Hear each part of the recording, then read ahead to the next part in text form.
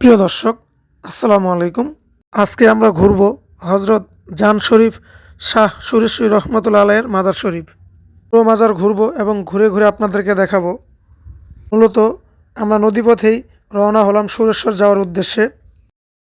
যেতে যেতে পদ্মার এই অপরূপ সৌন্দর্য দেখতে দেখতে জান শরীফ রহমতুল্লাহ আলাইয়ের জীবনী সম্বন্ধে যতটুকু আমি জেনেছি অতটুকু আপনাদেরকে জানানোর চেষ্টা করব ইনশাআল্লাহ। পদ্মার কুল ঘেঁষেই জন্ম নিয়েছে সুবিশাল চর। সেই চরে অনেক মানুষেরই বসবাস। যেতে যেতে সেই দৃশ্যও দেখলাম এবং ক্যামেরাবন্দি করলাম।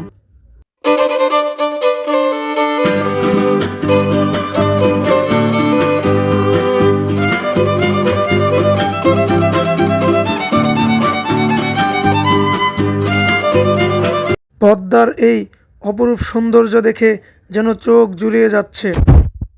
এই অপূর্ব সৌন্দর্য দেখতে দেখতে আমরা নদীপথে ভাটি দিলাম সুরেশ্বর যাওয়ার উদ্দেশ্যে।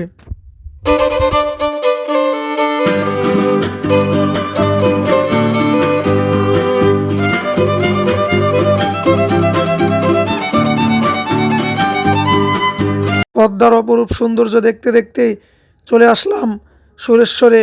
সেই হজরত জান শরীফ শাহ সুরেশ্বর রহমতুল্লাহ আলাইয়ের মাজারের একদম কাছাকাছি। দেখতেই পাচ্ছেন, লোকমুখে শোনা যায় পদ্মার ভাঙনে যখন মানুষের ঘর বাড়ি বিলীন হয়ে যাচ্ছে তখন এই পদ্মা নাকি তার এই মাজার শরীফের কাছে এসেই থেমে গিয়েছে, ভাঙেনি তার এই মাজার।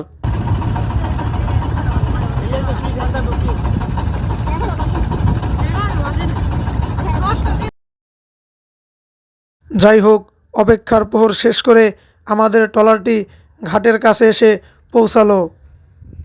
প্রিয় দর্শক, এরকম আরও ভিডিও পেতে, আরও বিভিন্ন ঐতিহাসিক স্থানের ভিডিও পেতে আমার চ্যানেলটি সাবস্ক্রাইব করে আমার পাশেই থাকুন। অবশেষে এসে পা রাখলাম সুরেশ্বরের মাটিতে। এখন শুধু আপনাদেরকে ঘুরিয়ে দেখানোর পালা।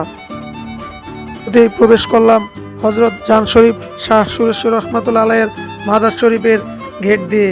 মূলত নদীপথে আসলে এখানে ট্রলার রেখেই এই রাস্তা দিয়ে তার মাজারে যেতে হয়। যখন তার মাজারে কোনো ওরস থাকে বা কোনো মাহফিল থাকে তখন এই রাস্তায় এত মানুষের ভিড় থাকে যে আপনার হাঁটাচলা করতেই কষ্ট হয়ে যাবে।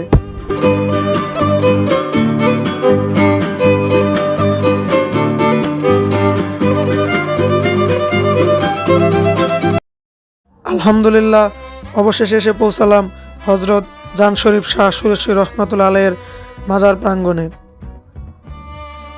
এখন আমি আপনাদের হজরত জান শরীফ শাহ সুরেশ্বরী রহমতুল্লাহ আলাইয়ের সম্বন্ধে যতটুকু আমি জেনেছি সংক্ষিপ্ত আকারে অতটুকু আপনাদেরকে জানানোর চেষ্টা করব। আল্লামা হজরত শাহ সুফি সৈয়দ আহমদ আলী ওরফে হজরত জান শরীফ শাহ সুরেশ্বরী রহমতুল্লাহ আলাই, তিনি কলকাতায় রসুলনামা পীর আল্লামা হজরত শাহ সুফি সৈয়দ ফতেহ আলী ওয়াসি রহমতুল্লাহ আলাইয়ের হাতে বায়াত গ্রহণ করেন। তিনি শরীয়ত, তরিকত, হাকিকত ও মারিফতের কামিয়াবি হাসিল করে 7 তরিকায় খেলাফত লাভ করেন। পরবর্তীতে তিনি বাংলাদেশ ও ভারতের বিভিন্ন এলাকায় তরিকত বিস্তার করে অসংখ্য ভক্ত ও মুরিদান করেছেন। মাজারে ঢোকার শুরুতেই অজু করে নিতে হয়, এজন্য আমরা অজু করে নিচ্ছি। অজু করে ভিতরে যাওয়ার সময় ভাবছি ভিডিও করে আপনাদেরকে পুরো ভিতরটাকেও দেখাবো, কিন্তু মাজারের ভিতরে ভিডিও করা নিষেধ, সেজন্য দেখাতে পারলাম না। এখন আছি মাজারের মেইন ঘাট। মূলত নদীপথে যারা আসে তারা এই ঘাট দিয়ে ওঠানামা করে। নদীপথে যারা দূর দূরান্ত থেকে এই মাজারে আসেন তারা এখানে ট্রলার রেখে এই রাস্তা দিয়ে মূলত মাজারের ভিতরে প্রবেশ করে। আবার আমরা যেখানে ট্রলার রাখছি ওখানেও রাখা যায়। মাজারটা খুবই সুন্দরভাবে সাজানো গুছানো, কি সুন্দর কারুকাজ করা, দেখতেই পাচ্ছেন।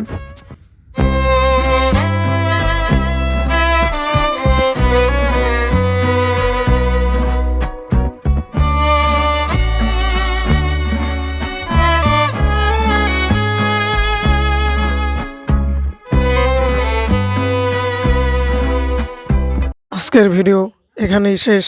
দেখা হবে আবার নতুন কোনো ভিডিও নিয়ে, নতুন কোনো স্থানে ইনশাআল্লাহ। সবাই সুস্থ থাকবেন, ভালো থাকবেন। আল্লাহ হাফেজ।